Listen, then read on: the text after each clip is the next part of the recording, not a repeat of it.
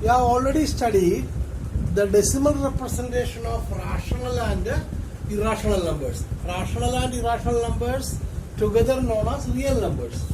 Real numbers is a group of rational and irrational numbers. We have already studied. That is, rational numbers, the decimal representation of rational numbers कैसे होगा? The decimal representation of rational numbers either terminating होगा, नहीं तो non terminating but repeating, यानी बार लगा सकता है. Rational number का डेसिमल फॉर्म दो तरह का होता है. क्या होगा? टर्मिनेटिंग होगा, नहीं है तो नॉन टर्मिनेटिंग होगा. तो क्या होगा? नॉन टर्मिनेटिंग बट रिपीटिंग, यानी रिपीट करते जाएगा. जैसे 1.73 एक्सेट्रा, यानी इसको हम लोग 1.73 बार लगा सकता है. रिपीटिंग, टर्मिनेट नहीं करेगा, यानी खत्म नहीं होगा. 1.73 ऐसा रिपीट करके जाएगा. टर्मिनेटिंग मतलब क्या होगा? 2.75 हो गया टर्मिनेट. रिमाइंडर 0 आएगा. पी बाई क्यू फॉर्म में हम लोग जब लिखते हैं, इसके बाद जब डिवाइड करते हैं, न्यूमरेटर को डिनोमिनेटर से डिवाइड करेगा तो आंसर टर्मिनेट करेगा, नहीं तो नॉन टर्मिनेटिंग होगा बट रिपीटिंग होगा. और इरेशनल नंबर का क्या होगा? Only one form, that is non terminating and non repeating होगा. इरेशनल नंबर्स टर्मिनेट भी नहीं करेगा, रिपीट भी नहीं करेगा.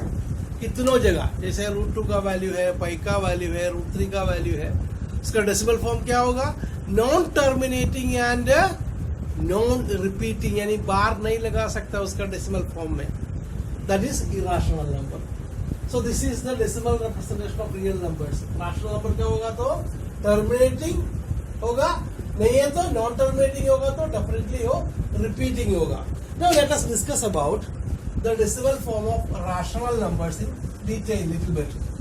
So for example, decimal form of rational numbers, let us discuss.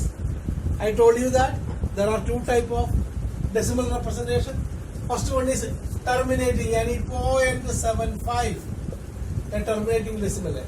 तो इसको क्या होगा?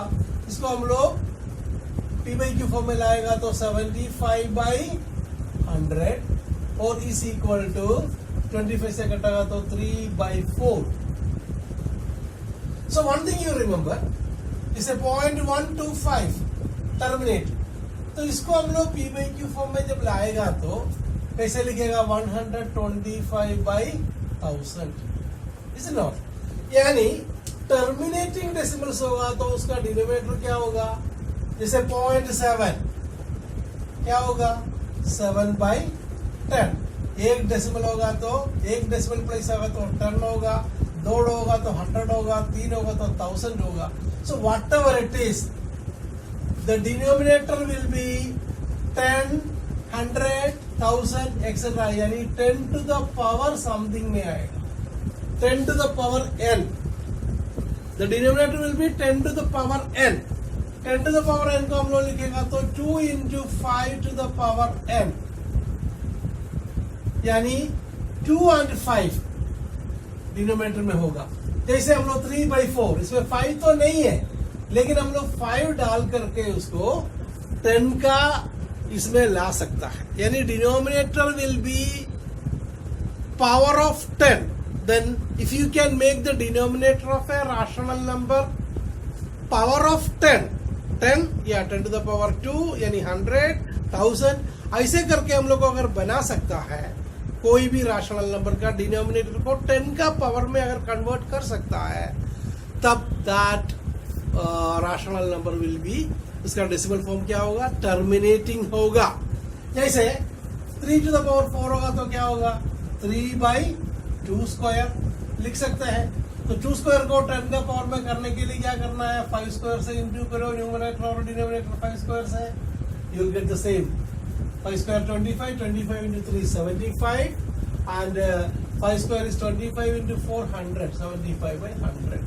यानी अगर डिनोमिनेटर को अगर आपको 10 टू द पावर में अगर कन्वर्ट कर सकता है तब क्या होगा, वो राशनल नंबर का डेसिमल फॉर्म टर्मिनेटिंग होगा. और we can say in another way the denominator is of the form 2 to the power m into 5 to the power n, where m and n are whole numbers यानी positive integers.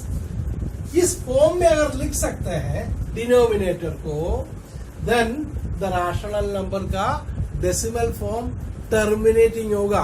Definitely एक बात को उसमें याद रखना है, numerator और denominator के बीच में कोई कॉमन फैक्टर नहीं होना चाहिए. यानी rational number in its standard form, standard form मतलब numerator denominator P and Q are coprime, numerator और डिनोमिनेटर के बीच में कोई कॉमन फैक्टर नहीं होना चाहिए. यानी स्टैंडर्ड फॉर्म में होना चाहिए सबसे पहले. चलो हमेशा इसी में गलती करते हैं, स्टैंडर्ड फॉर्म में नहीं कन्वर्ट करते हैं. यानी न्यूमरेटर और डिनोमिनेटर को अगर कोई कॉमन फैक्टर हो तो उसको सिंप्लीफाई करने का कोशिश नहीं करते हैं. पहले सिंप्लीफाई करना है, सिंप्लीफाई करके उसका डिनोमिनेटर को फिर देखिए, डिनोमिनेटर का प्राइम फैक्टराइजेशन कीजिए. और प्राइम फैक्टर्स में केवल 2 आ सकता है, या केवल 5 आ सकता है, या 2 और 5 आ सकता है. क्योंकि 2 और 5 आएगा तो उसको हम लोग 10 का पावर में कन्वर्ट करके उसको टर्मिनेटिंग डेसिमल में कन्वर्ट कर सकता है.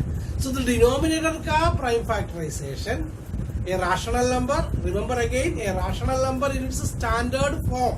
Standard form means p and q have no common factor. Standard form में q का प्राइम फैक्टराइजेशन, यानी the prime factors of the denominator is either 2 और 5 और 2 and 5 अगर रहेगा तो टर्मिनेटिंग होगा.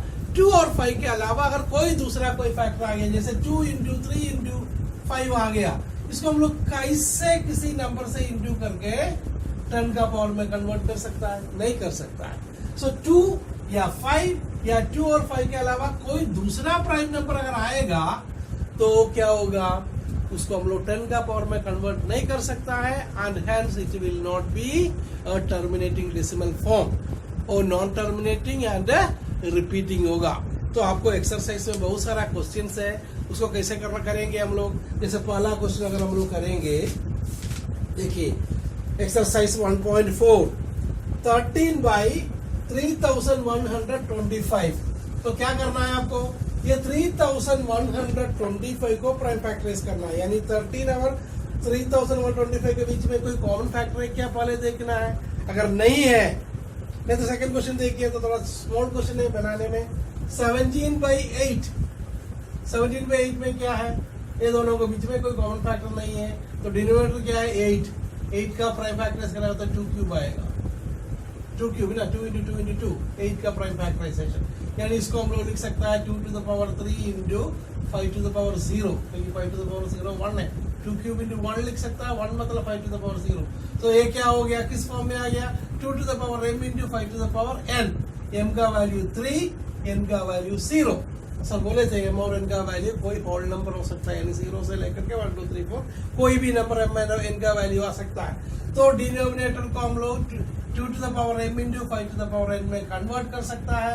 सो डेफिनेटली इसका डेसिमल फॉर्म क्या होगा, इसका डेसिमल फॉर्म टर्मिनेटिंग होगा. देखो कैसे, 17/8 is equal to 17/2 cube. 2 cube को हम 5 क्यूब से इंटू करो 10 का पावर में कन्वर्ट करने के लिए, into 5 cube.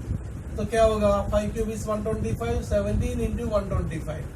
Okay, what ever it is, divided by क्या, 2 cube into 5 cube is 10 cube, यानी 1000. यानी 3 डेसिमल्स के बाद आपको इसको डेसिमल फॉर्म में इसका आंसर फाइंड आउट कर सकता है. यानी 3 डेसिमल्स के बाद तो टर्मिनेट करेगा. तो कितना 2 से 2 का हाईएस्ट पावर या 5 का हाईएस्ट पावर देखिएगा, उतना डेसिमल के बाद होता है, उतना ही डेसिमल प्लेसेस उसमें रहेगा उसका डेसिमल फॉर्म में. यानी उसका 10 का कितना पावर में कन्वर्ट कर सकता है, उतना डेसिमल नंबर्स, डेसिमल डिजिट्स उसमें हम लोग डेसिमल फॉर्म में वो रहेगा. तो एक्सरसाइज 1.4 बनाओ, और उसके बाद बहुत सारा क्वेश्चंस आपको दूसरा बुक से सब मिलेगा. तो रिमेंबर, टर्मिनेटिंग होगा तो क्या होगा, 10 to the पावर में कन्वर्ट कर सकता है. नॉन टर्मिनेटिंग होगा तो 10 to the पावर में नहीं कन्वर्ट कर सकता डिनोमिनेटर को. और इरेशनल नंबर मतलब non terminating and non repeating. So ये चैप्टर खत्म हो गया है. आप लोग, हमको लगता है मेरा वीडियोस 4 वीडियो होगा इसमें, वो सब देख करके ये चैप्टर को अच्छी तरह समझ में आया होगा. Okay, you can practise from other books some more questions. NCERT book में जो क्वेश्चंस है उसके अलावा आपको दूसरा कोई बुक भी रेफर करके बाकी बहुत सारा क्वेश्चंस आपको प्रैक्टिस करके आपको कॉन्फिडेंट हो सकता है.